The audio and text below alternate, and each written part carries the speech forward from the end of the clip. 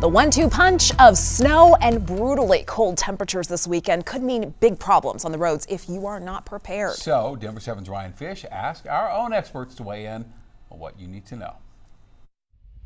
Other than the bitterly cold air, what should people be looking out for this weekend? What's tricky is the timing of this. So tomorrow afternoon, we're going to briefly hit highs in the 40s. And then what happens with, say, like a flash freeze is we'll get a little snow.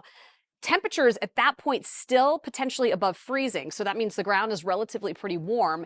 It's wet at that point, but then when those temps drastically drop over, just an hour or two, whatever looks wet could potentially freeze, and that's where it becomes really dangerous. So you're saying the roads, sidewalks, anything, once we get into this weekend, once the bitter cold air hits, it could be like an ice rink out there? It could. I mean, some of those spots, like, say, bridges and overpasses, obviously the ground is relatively warm versus, say, a bridge or an overpass where you've got cold air passing underneath it. It freezes a lot faster. So those are going to be really the tough spots. It's going to be a more dry snow.